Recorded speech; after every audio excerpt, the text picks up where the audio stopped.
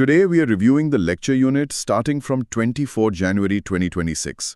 इस सेशन में हमने मैनेजमेंट की एवोल्यूशन और उसकी जो क्लासिकल थ्योरीज हैं उनको कवर किया था। हाँ, और ये टॉपिक अक्सर स्टूडेंट्स को थोड़ा ड्राई लगता है। लगता ही है। उन्हें लगता है कि 100 साल पुरानी थ्योरीज का आज की तारीख में क्या काम है। सही बात है। पर असल में पूरी मॉडर्न मैनेजमेंट की जो इमारत है वो इन्हीं बुनियादों पर खड़ी है। बिल्कुल।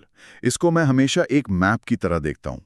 अगर आप किसी नए शहर में हैं तो एक जीपीएस या मैप जरूरी है ना? हाँ, बिल्कुल। ये थ्योरीज वही मैप है। हो सकता है सड़कें बदल गई हों, नई बिल्डिंग्स बन गई हों, लेकिन जो शहर का बेसिक लेआउट है, जो मेन आर्टरीज हैं, हाँ, वो वही रहती हैं। तो इन थ्योरीज को समझना उस लेआउट को समझना है। Perfect analogy. और बिना इस मैप के हर मैनेजर बस अंधेरे में तीर चला रहा है। हर प्रॉब्लम को स्क्रैच से सॉल्व कर रहा है। एग्जैक्टली। ये थ्योरीज हमें एक स्टार्टिंग पॉइंट, एक फ्रेमवर्क देती हैं। तो चलो इसी फ्रेमवर्क की पहली 8 रखते हैं। 24 जनवरी 2026 के सेशन में पहला सवाल ही यही था, हमें इन थियरीज की जरूरत ही क्यों है? हाँ। और इसको समझाने के लिए लेक्चर में वो रेस्टोरेंट वाली केस स्टडी थी। बड़ी इंटरेस्टिंग थी वो। बहुत अच्छी थी। तो सिचुएशन ये है कि एक रेस्टोरेंट है और उसकी सेल्स अचानक से गिरने लगी हैं। अब मैनेजर के पास क्या ऑप्शंस हैं? वो एस्टैब्लिश थ्योरीज के लेंस से देखेगा। हो सकता है कंज्यूमर बिहेवियर थ्योरी का इश्यू हो, शायद लोगों को खाने का टेस्ट पसंद नहीं आ रहा, या फिर ऑपरेशंस मैनेजमेंट का। हो सकता है सर्विंग टाइम बढ़ गया हो, सर्विस स्लो हो गई हो। बिल्कुल। या तीसरा एंगल मोटिवेशन थ्योरी का, शायद स्टाफ अंदर से खुश नहीं है इसलिए कस्टमर सर्विस खराब हो गई है। ये सब स्टैंडर्ड डायग्नोस्टिक टूल्स हैं। बिल्कुल। और मैनेजर ने इन्हीं टूल से शुरू किया, लेकिन असली पिक्चर तब सामने आई जब उसने सिर्फ अजम्पशंस पर काम नहीं किया, उसने डेटा देखा। अच्छा। और डेटा ने तो कहानी ही पलट दी। हाँ, डेटा ने दो बड़ी अजीब चीजें बताई। पहली कि एवरेज सर्विंग टाइम जो पहले सिर्फ 4 मिनट था वो बढ़कर 11 मिनट हो गया था। बाप रे, that's almost a 3x increase. Exactly. और दूसरी जो ज्यादा शॉकिंग चीज थी कि पास के एक छोटे से कॉम्पिटिटर ने एक नई ऐप बेस्ड डिलीवरी सर्विस शुरू कर दी थी। और उसके कस्टमर्स तेजी से उधर शिफ्ट हो रहे थे। और यहीं पर वो आहा मूवमेंट आता है। हाँ, उसकी जो पुरानी थ्योरीज थीं, टेस्ट, ऑपरेशंस, मोटिवेशन, वो इस नए टेक्नोलॉजी वाले थ्रेट को एक्सप्लेन नहीं कर पा रही थीं। एनवायरनमेंट बदल चुका था। तो मैनेजर ने क्या किया? उसने एक नई कॉन्टेक्स्ट स्पेसिफिक थ्योरी बनाई। हमें सर्विस में टेक्नोलॉजी को इंटीग्रेट करना पड़ेगा ताकि हम स्पीड और कन्वीनियंस में compete कर सकें। अच्छा, थ्योरीज स्टैटिक नहीं होती? नहीं, बिल्कुल नहीं। वो एक प्रॉब्लम सॉल्विंग प्रोसेस है। आप पुरानी थ्योरीज से शुरू करते हो, नए डेटा के हिसाब से उन्हें अडेप्ट करते हो और जरूरत पड़ने पर एक नई थ्योरी बना लेते हो। तो ये थ्योरीज का सफर भी टाइम के साथ चलता रहता है। इस लेक्चर में क्विक टाइम ट्रैवल भी था मैनेजमेंट थॉट की एवोल्यूशन पर। हाँ, 1900s की शुरुआत में जब बड़ी बड़ी फैक्ट्रीज लग रही थी, सबसे बड़ा चैलेंज था एफिशिएंसी। सही बात है। तो फोकस था साइंटिफिक मैनेजमेंट पर। टेलर जैसे लोगों ने कहा हर काम को करने का एक बेस्ट तरीका है और हम उसे साइंस से ढूंढ सकते हैं। फिर 1930s-40s में सीन बदला। हाँ, तब लोगों को रियलाइज हुआ कि वर्कर सिर्फ मशीन के पुर्जे नहीं हैं। हॉथॉर्न स्टडीज ने इसमें बहुत बड़ा रोल प्ले किया। और यहाँ से ह्यूमन रिलेशंस मूवमेंट शुरू हुआ। बिल्कुल, जिसमें मास्लो जैसे थिंकर्स ने लोगों की सोशल और साइकोलॉजिकल जरूरतों पर ध्यान दिया। उसके बाद 60s और 70s में कंपनीज और बड़ी और कॉम्प्लेक्स हो गई, तो फोकस ऑर्गेनाइजेशनल स्ट्रक्चर और स्ट्रैटेजी पर चला गया। और आज हम टेक्नोलॉजी एक्सेप्टेंस मॉडल्स, सस्टेनेबिलिटी और एजाइल मैनेजमेंट जैसे कॉन्सेप्ट्स की बात कर रहे हैं। जैसा दौर वैसी थ्योरी। लेकिन इन सब की नींव वही क्लासिकल थ्योरीज हैं। तो चलो उस नींव की पहली थ्योरी को थोड़ा गहराई से देखते हैं। फ्रेडरिक विंसलो टेलर और उनका साइंटिफिक मैनेजमेंट।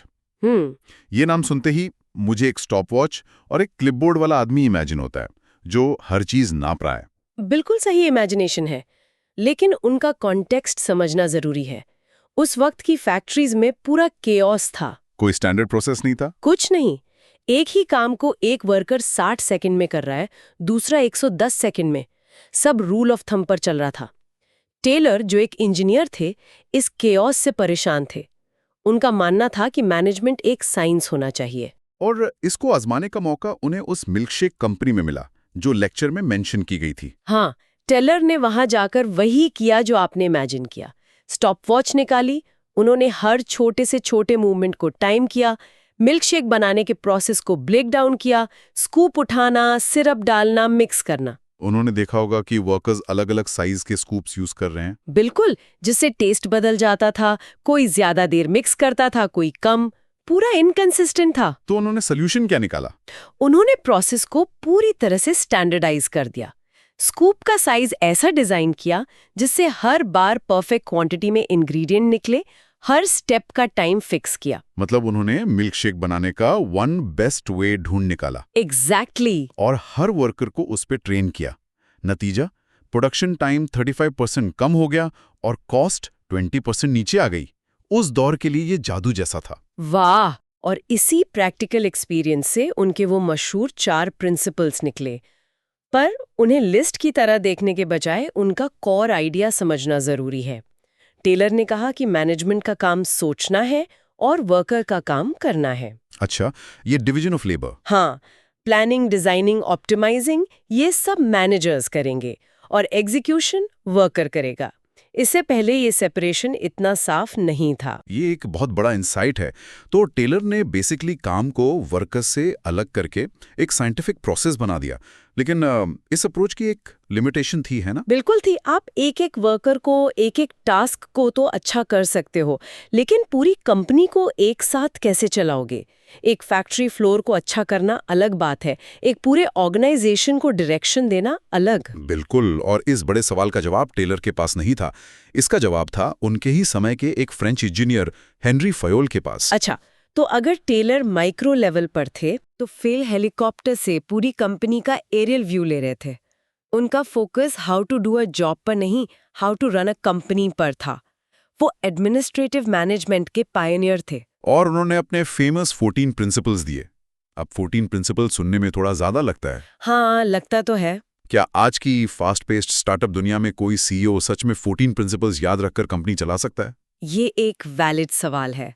शायद 14 के 14 प्रिंसिपल्स आज हर जगह लागू न हो, लेकिन उनका जो एसेंस है वो आज भी मैनेजमेंट का कोर है। जैसे यूनिटी ऑफ कमांड, कि हर एम्प्लॉय का सिर्फ एक बॉस होना चाहिए। अगर 2 बॉस अलग अलग ऑर्डर देंगे तो कंफ्यूजन और कॉन्फ्लिक्ट होगा। सही बात है। या फिर यूनिटी ऑफ डायरेक्शन, कि पूरी टीम का एक ही गोल और एक ही प्लान होना चाहिए। ये चीजें तो टाइमलेस हैं।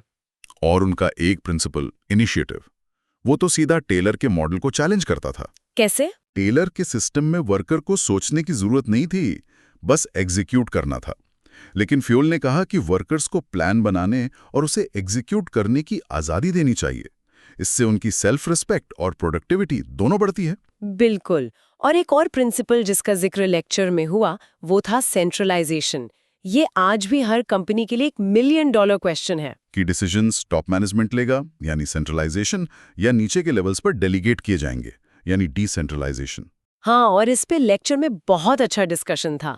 सेंट्रलाइजेशन से आती है एफिशिएंसी, यानी डूइंग थिंग्स राइट, कम से कम रिसोर्स में ज्यादा से ज्यादा आउटपुट। जो स्टील, सीमेंट जैसी कमोडिटी इंडस्ट्रीज के लिए अच्छा है, जहां कॉस्ट कंट्रोल ही सब कुछ है। बिल्कुल, वहां आपको स्टैंडर्ड ऑपरेटिंग प्रोसीजर्स चाहिए। और डिसेंट्रलाइजेशन से आती है इफेक्टिवनेस, यानी डूइंग द राइट थिंग्स। मतलब मार्केट के हिसाब से सही प्रोडक्ट बनाना, तेजी से अडेप्ट करना। जो टेक, सॉफ्टवेयर, कंसल्टिंग जैसी इंडस्ट्रीज के लिए जरूरी है। यहाँ आपको इनोवेशन और आजादी चाहिए। लेक्चर में इसके लिए एम्बीडेक्स्ट्रस ऑर्गेनाइजेशन टर्म यूज हुआ था।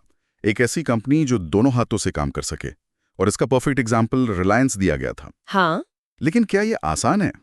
एक तरफ आप कॉस्ट कटिंग और एफिशिएंसी का कल्चर बना रहे हो, और दूसरी तरफ इनोवेशन और रिस्क टेकिंग का। क्या ये दोनों कल्चर्स आपस में टकराते नहीं हैं? बहुत अच्छा पॉइंट है, और यही सबसे बड़ा चैलेंज है। रिलायंस अपने कोर बिजनेस जैसे पेट्रोकेमिकल्स में एक क्लासिक सेंट्रलाइज्ड एफिशिएंट मशीन की तरह चलता है, लेकिन जब उन्होंने जियो लॉन्च किया तो वो एक डिसेंट्रलाइज्ड इफेक्टिव स्टार्टअप की तरह बिहेव कर रहे थे। एग्जैक्टली। लीडरशिप अलग थी, टीम्स अलग थी, उनका कल्चर अलग था। उन्होंने जियो को मेन ऑर्गेनाइजेशन के ब्यूरोक्रेटिक स्ट्रक्चर से बचाकर रखा, इसीलिए वो दोनों कर पाए। इंटरेस्टिंग।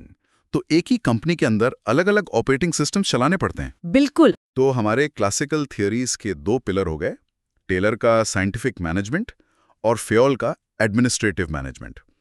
तीसरा पिलर था मैक्स वेबर और उनका ब्यूरोक्रेसी का कॉन्सेप्ट। आजकल तो ब्यूरोक्रेसी एक गाली जैसा लगता है, रेड टेप, डिलेज, सरकारी काम। हाँ, आज इस शब्द का मतलब बदल गया है, लेकिन वेबर के टाइम में ये एक रेवोल्यूशनरी आइडिया था। वेबर एक जर्मन सोशियोलॉजिस्ट थे और उनका दुश्मन था केओस, नेपोटिज्म और पर्सनल विम्स पर चलती हुई कंपनियां। मतलब उस वक्त कंपनी का मालिक अपने रिश्तेदारों को मैनेजर बना देता था, चाहे उनमें काबिलियत हो या ना हो। बिल्कुल, डिसीजंस मूड के हिसाब से लिए जाते थे। तो वेबर ने इसका सोल्यूशन दिया, ब्यूरोक्रेसी, एक ऐसी सिस्टम जहां सब कुछ रूल्स, लॉजिक और मेरिट पर चलेगा। जहां क्लियर हायरार्की होगी, फॉर्मल रूल्स होंगे और प्रमोशन टेक्निकल कॉम्पिटेंस पे बेस्ड होगा। सही पकड़ा, इंसान से ज्यादा प्रोसेस इंपॉर्टेंट होगा।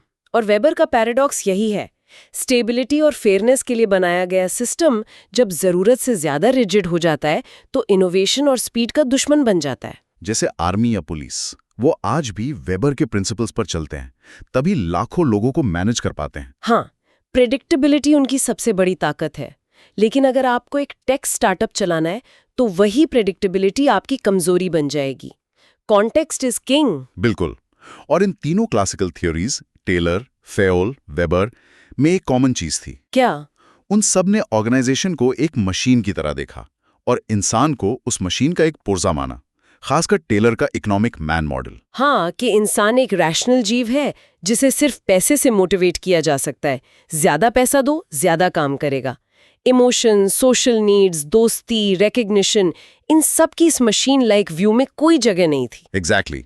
और इसी कमी को पूरा किया ह्यूमन रिलेशंस मूवमेंट ने। और इसकी शुरुआत हुई एक ऐसी स्टडी से जो एक तरह से एक्सीडेंटल थी, मशहूर हाथॉर्न स्टडीज। हाँ, एल्टन मायो और उनकी टीम एक स्टील प्लांट में ये स्टडी कर रही थी कि लाइटिंग कंडीशंस का प्रोडक्टिविटी पर क्या असर पड़ता है। और उन्हें बड़े अजीब नतीजे मिले।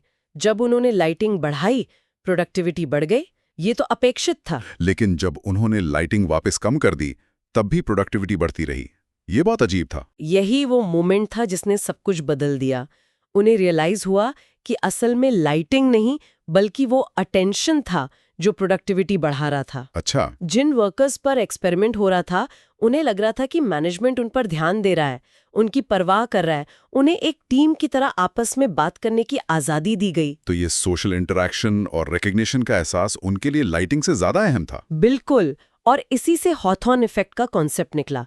लेकिन इसका बड़ा मतलब ये था कि लोग सिर्फ इकोनॉमिक मैन नहीं है, वो सोशल मैन भी हैं। उनकी सोशल और साइकोलॉजिकल जरूरतें उनके काम पर सीधा असर डालती हैं। It was revolution.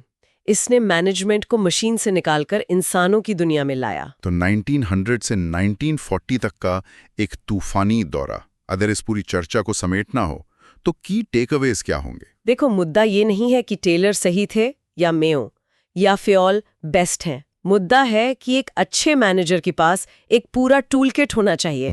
कभी आपको फैक्ट्री फ्लोर पर प्रोसेस अच्छा करने के लिए टेलर की स्टॉप वॉच की जरूरत पड़ेगी, कभी पूरी कंपनी को डायरेक्शन देने के लिए फेयोल के प्रिंसिपल्स काम आएंगे।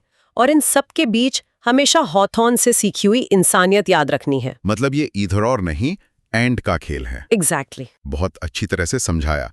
चलो इस सेशन के टेक्निकल कीवर्ड्स को जल्दी से रिकैप कर लेते हैं। करते हैं। साइंटिफिक मैनेजमेंट से जुड़े टर्म्स आए, टाइम एंड मोशन स्टडी और इकोनॉमिक मैन मॉडल। फिर हेनरी फेयोल के एडमिनिस्ट्रेटिव थ्योरी से फेयोल्स 14 प्रिंसिपल्स, और उसमें भी खास तौर पर unity of command, unity of direction और स्केलर चेन। मैक्स वेबर से आया ब्यूरोक्रेटिक मैनेजमेंट का कॉन्सेप्ट। और फिर हमने दो जरूरी ड्युअलिटीज पर बात की, एफिशिएंसी वर्सेस इफेक्टिवनेस और सेंट्रलाइजेशन वर्सेस डिसेंट्रलाइजेशन। और इन दोनों को बैलेंस करने वाली कंपनी को हमने कहा एम्बिडेक्स्ट्रस ऑर्गेनाइजेशन। और आखिर में हॉथॉर्न स्टडीज ने हमें सोशल मैन का कॉन्सेप्ट दिया। बिल्कुल।